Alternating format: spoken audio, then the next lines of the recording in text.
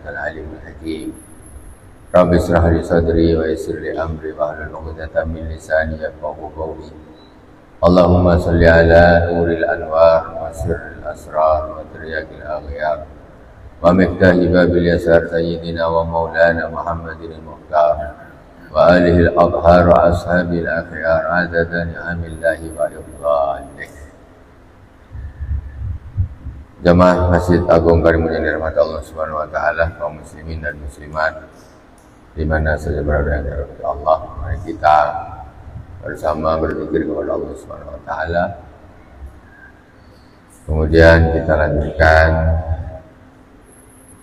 pengajian kitab Sahih Al-Bukhari.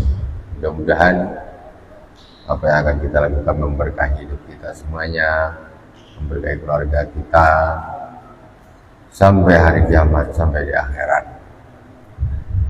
Ala hadina wa li kulli natin salli ala hadratin Nabi Mustafa Muhammadin sallallahu alaihi wa alihi wasallam.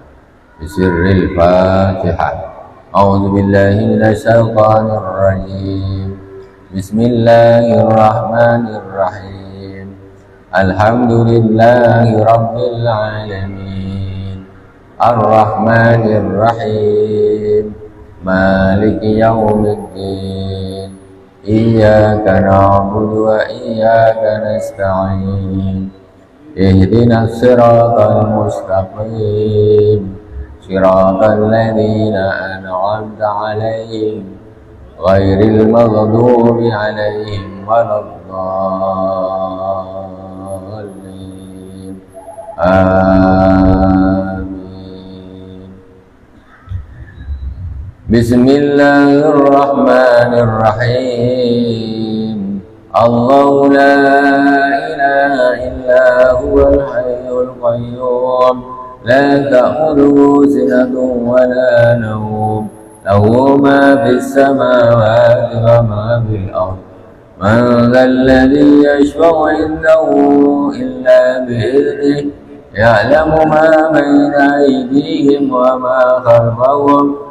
ولا يحيطون بشيء من علمه إلا بما شاء وسع كرسيه السماوات والأرض ولا يؤوده حفظهما وهو العلي العظيم. آمن الرسول بما أنزل إليه من ربه والمؤمنون كل آمن بالله وملائكته وكتبه ورسله لا نفرق بين أحد من رسله وقالوا سمعنا وأطعنا غفرانك ربنا وإليك المصير. لا يكلف الله نفسا إلا وسعها لها ما كسبت وعليها ما اكتسبت. ربنا لا تؤاخذنا إن نسينا أو أخطأنا. ربنا ولا تحمل علينا إصرا كما حملته على الذين من قبلنا. ربنا ولا تحملنا ما لا طاقة لنا به. واعف عنا واغفر لنا وارحمنا أنت مولانا فانصرنا على القوم الكافرين. لا إله إلا الله وحده لا شريك له. له الملك وله الحمد يحيي ويميت وهو على كل شيء قدير. لا إله إلا الله وحده لا شريك له. له الملك وله الحمد يحيي ويميت وهو على كل شيء قدير. لا إله إلا الله وحده لا شريك له. له الملك وله الحمد يحيي ويميت وهو على كل شيء قدير. سبحان الله والحمد لله ولا إله إلا الله والله أكبر. سبحان الله والحمد لله ولا إله إلا الله والله أكبر سبحان الله والحمد لله ولا إله إلا الله والله أكبر سبحان الله وبحمده سبحان الله العظيم سبحان الله وبحمده سبحان الله العظيم سبحان الله وبحمده سبحان الله العظيم ربنا اغفر لنا وتب علينا إنك أنت التواب الرحيم ربنا اغفر لنا وتب علينا إنك أنت التواب الرحيم ربنا اغفر لنا وتب علينا إنك أنت التواب الرحيم اللهم صل على محمد اللهم صل عليه وسلم اللهم صل على محمد اللهم صل عليه وسلم اللهم صل على محمد اللهم صل عليه وسلم أعوذ بكلمات الله التامات من شر ما خلق أعوذ بكلمات الله التامات من شر ما خلق أعوذ بكلمات الله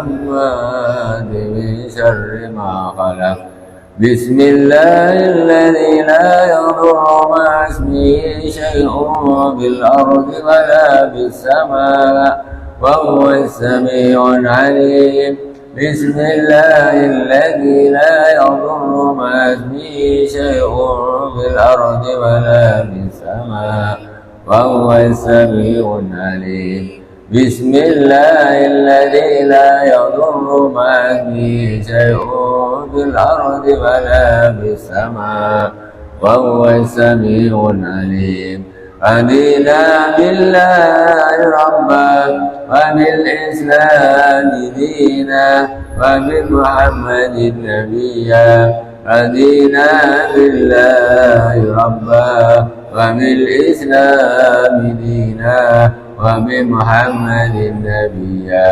رضينا بالله ربا وبالإسلام دينا وبمحمد نبيا بسم الله والحمد لله والخير والشر بمشيئة الله بسم الله والحمد لله والخير والشر بمشيئة الله بسم الله والحمد لله والخير والشر بمشيئة الله آمنا بالله واليوم الآخر تبنا إلى الله باطنا وظاهر آمنا بالله واليوم الآخر تبنا إلى الله باطنا وظاهر آمنا بالله واليوم الآخر تبنا إلى الله باطنا وظاهر يا ربنا واعف عنا وامحو الذي كان منا يا ربنا واعف عنا وامحو الذي كان منا يا ربنا واعف عنا وامحو الذي كان منا يا ذا الجلال والإكرام أعزنا على دين الإسلام يا ذا الجلال والإكرام أعزنا على دين الإسلام يا ذا الجلال والإكرام أعزنا على دين الإسلام يا ذا الجلال والإكرام أمتنا على دين الإسلام يا ذا الجلال والإكرام أمتنا على دين الإسلام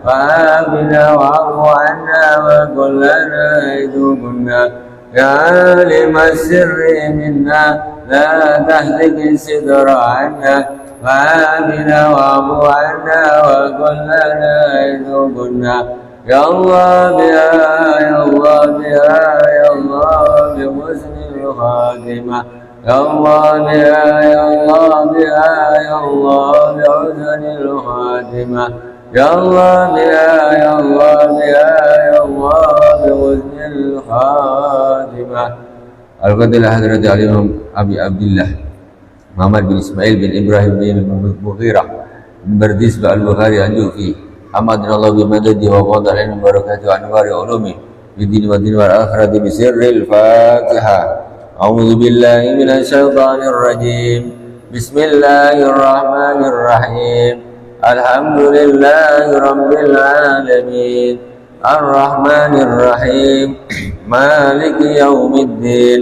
Iyyaka na'budu wa iyyaka nasta'in. Ihdinas siratal mustaqim. Siratal ladzina an'amta 'alaihim ghairil maghdubi 'alaihim waladdallin. Amin. Bismillahirrahmanirrahim. Wa bi sanadil muttasil ila al-Imam Al-Bukhari rahimahullah ta'ala wa nafa'ana bi ulumi fid darain.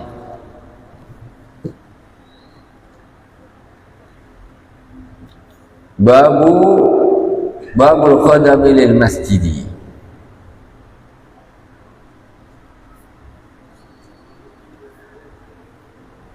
Ini bab yang terakhir kemarin, itu bab tentang pembantu masjid, ya. Ada cerita seorang laki-laki atau seorang perempuan yang setiap hari membersihkan masjid, menyapu masjid. Rasulullah selalu melihat. Tapi pada suatu hari Rasulullah nggak melihat. Kemudian Rasulullah bertanya kepada para sahabat, di mana fulan? Kok nggak nampak hari ini?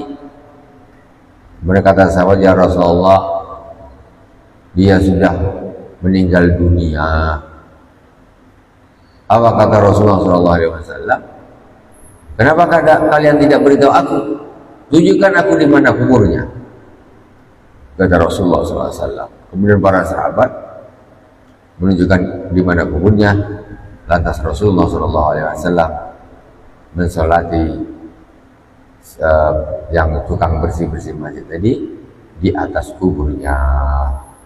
Tuh penting kan? Tukang sapu masjid Rasul sampai pergi ke kuburnya, sholat di atasnya. Apa tak hebat? Jadi boleh kalau kita tahu orang yang meninggal, ada teman kita, saudara kita, jadi kita tahu. Jadi boleh kita kubur itu boleh. Kan terakhir kan terlambat. Nah, ke kuburnya boleh. Cuma yang tidak boleh, biasa mohon maaf, yang sering kadang-kadang saya sudah pernah mengingatkan yang terjadi bahkan di masjid kita ini, kesalahan terjadi ketika ada orang meninggal dunia. Dia jaraknya tidak jauh dari kita nih, tidak sampai masa qadul qasam. Tapi kemudian diumumkan di masjid disolatkan ghaib. Itu tidak ada karena dekat. Kecuali yang meninggal di Pekanbaru atau di Bidang, yang meninggal di Balai, kemudian kok disolatkan hajat, disolatkan ghaib. Tidak boleh, nggak ada. Kalau mayatnya di tempat dekat dengan kita yang tidak sampai masa fatul qasar, tidak sampai perjalanan yang diperbolehkan mengqasar salat, kalau nasrat dia di tempat mayatnya.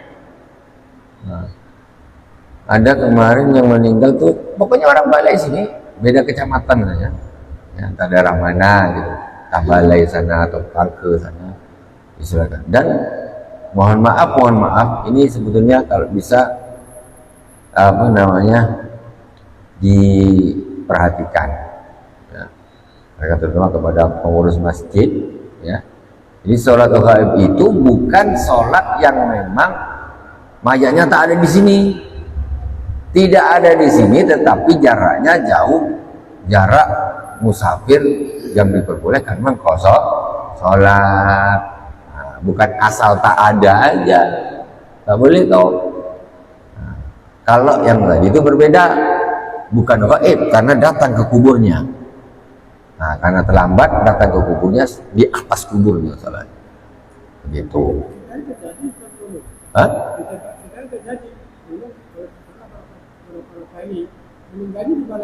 Iya. Salah. Saya dah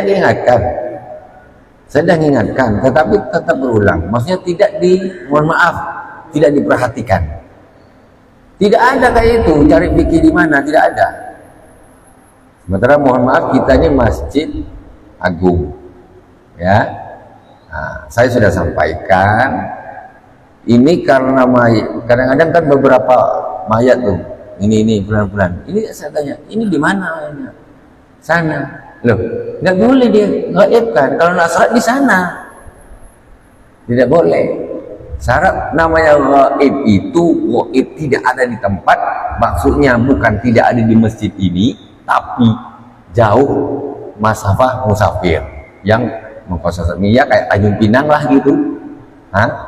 Tanjung Pinang itu sudah masa pasar, Pekanbaru apalagi Jakarta mana itu baru sholat gaib. Itu pun masih ada syaratnya lagi. Syaratnya apa? Mayatnya di sana itu sudah dimandikan dan dibersihkan, sudah dimandikan. Ini begitu kabar innalillahi wa inna ilaihi raji'un, pamannya di jauh di Pekanbaru atau di Tanjung Pinang meninggal, jam 10 meninggal. Sholat Jumat mayat masih belum dimandikan. Kita di sini sholat gaib nggak sah juga. Sholat gaib itu boleh, itu harus dimandikan, udah bersih dulu. Macam kita lah, mayat tuh ada masa belum dimandikan kita nak sholatkan? Ya tidaklah. Begitu juga dengan gaib. Sana sudah dimandikan, ataupun bahkan sudah dikuburkan lah, katakan otomatis sudah dimandikan kan. Jadi syaratnya sudah dimandikan dulu, dikuburkannya nggak jadi syarat, dimandikan. Yang menjadi syarat kedua tadi itu memang harus bukan di tempat kita ini. Itu saya tidak tahu, saya sudah sampaikan ya.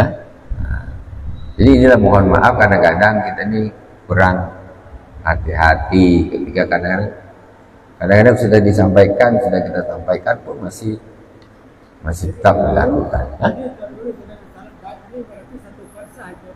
Apa?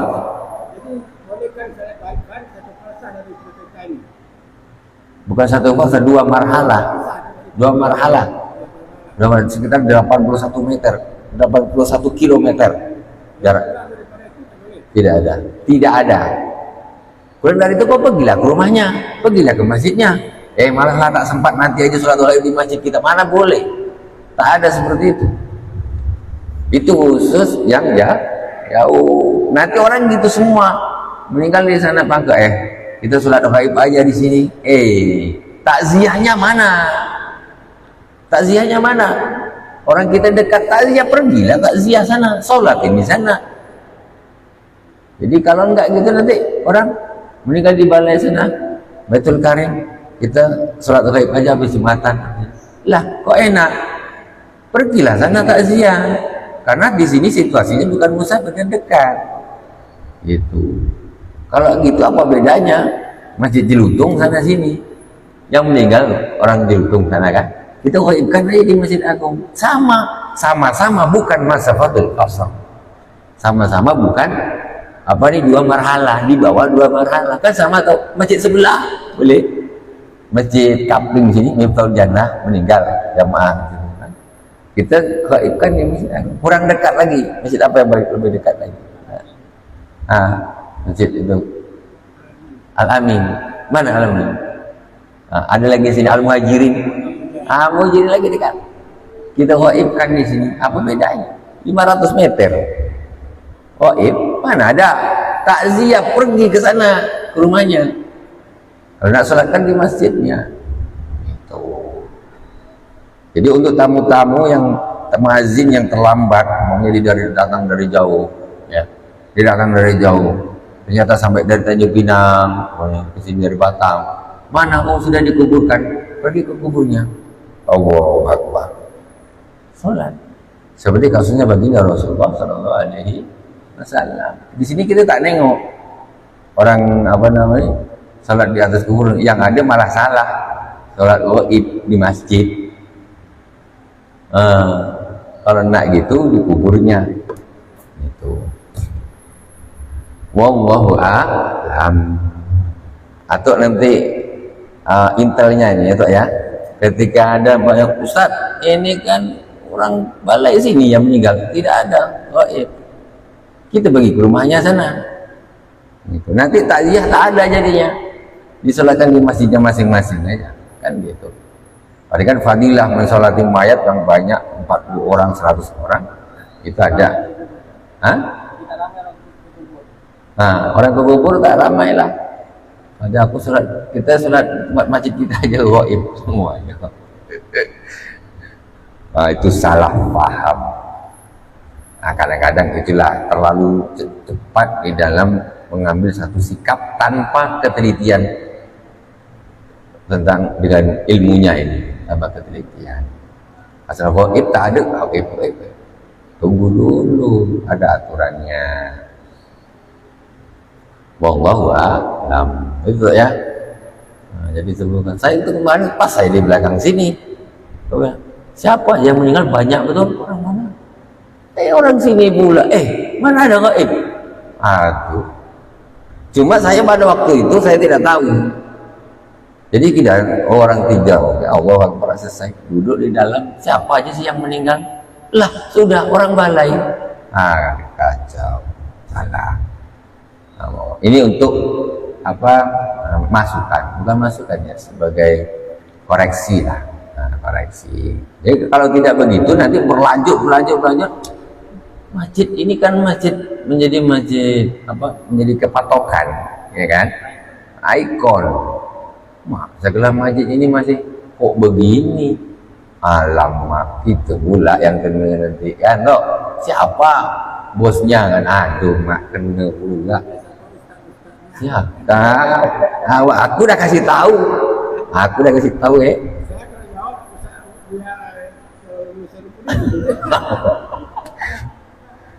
iya.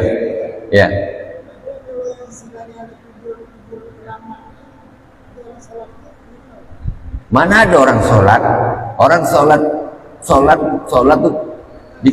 di mana? Ya.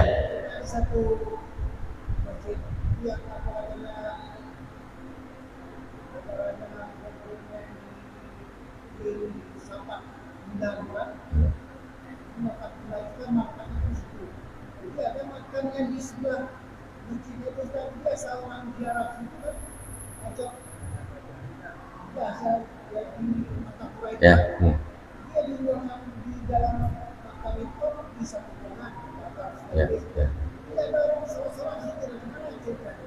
Kalau sholat nyembah kuburan haram lah. Tapi kalau sholat di perkuburan makruh. Sholat nyembah kuburan haram. Tapi kalau sholatnya nyembah Allah, ya tetap tak haram. Tapi cuma kalau di perkuburan itu makruh.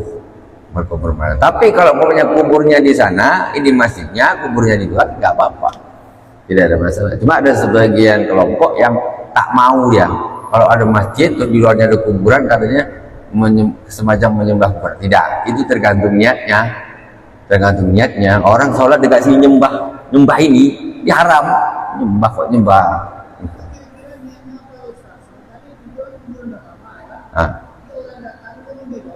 Ya.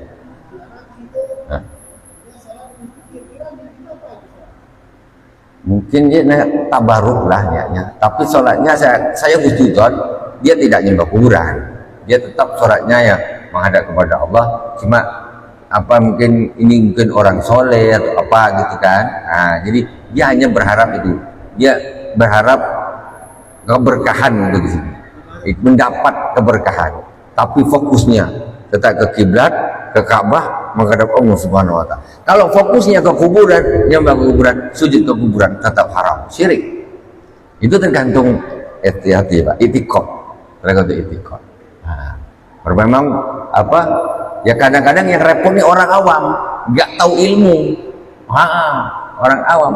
Nggak usah yang kayak gini aja kita bisa salah paham. Nah, kayak gitu orang awam betul-betul Allahu Akbar sholat betul-betul di depannya kuburan. Ya.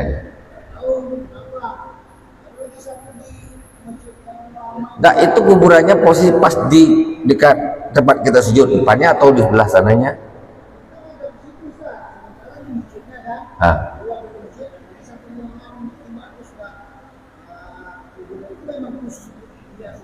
Ya.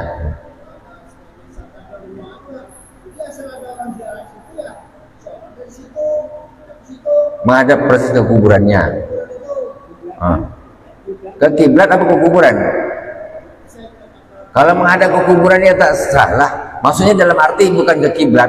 Kiblatnya sana, kuburannya sini, ngadap ke sini. Macam nyembah kubur namanya itu. Nah, kiblat. Ya. Ya. Itu tergantung niat. Niatnya salah syirik. Niatnya salah syirik.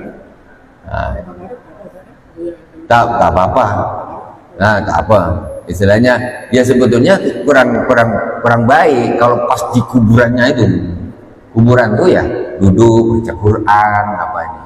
Karena sholat di kuburan itu hukumnya makruh. Kan balikan tak baik. Tabaruk dengan cara baca Quran, baca Yasin, baca selawat, tahlil, silakan. Itu. Cuma kadang-kadang orang nih namanya orang awam juga repot. Ada orang bikin gitu, aku bikin juga, ada bikin juga. Nah, itu. Tapi kalau dah niatnya salah, ya kacau. Nah, cuma kalau orang pukul rata, dimusyrikan semua ya tidak juga. Karena orang ini hati orang kita tak tahu. Kalau orang itu memang kalau yang dikhawatirkan ini orang awam yang tidak paham. Ya, jadi dia betul-betul menghadap ke kuburan tuh, kayak nyembah kuburan. Wallahu a'lam. Ya.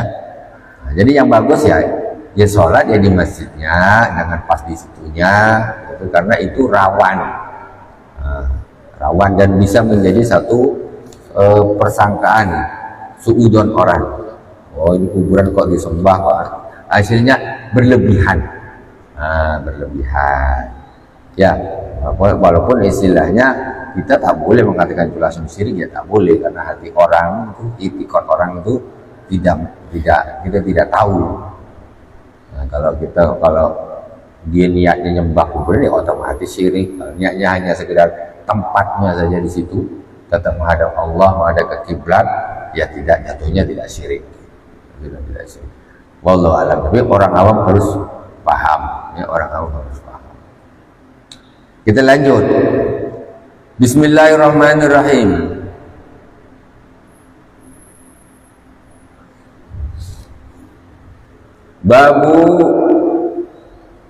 Babul asir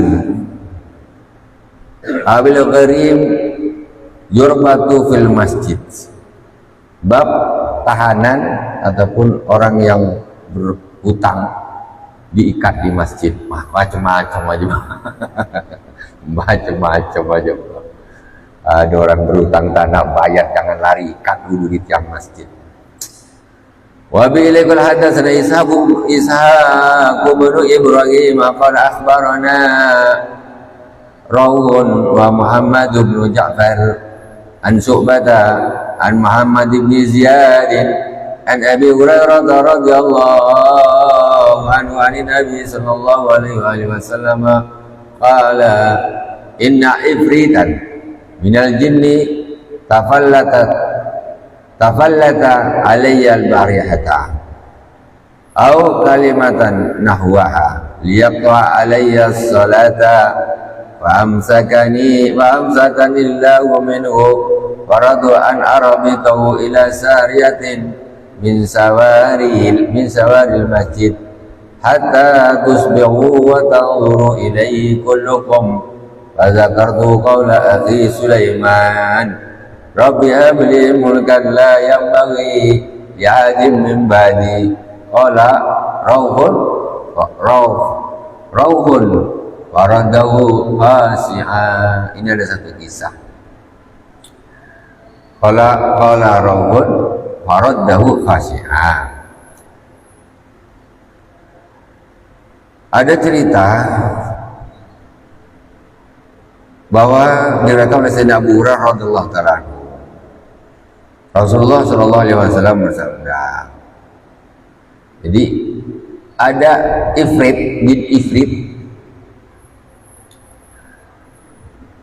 yang mengganggu saya pada malam hari, ya, atau dengan perkataannya dia mengganggu untuk agar niat dia itu untuk memutus sholatku, kata Rasulullah SAW.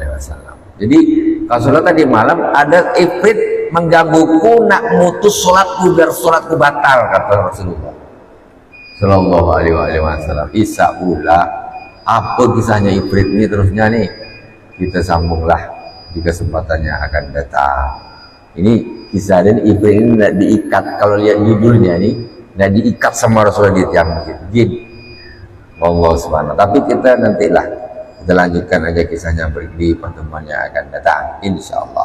Semoga berkah. Dari awal sampai mohon maaf atas segala kekurangan.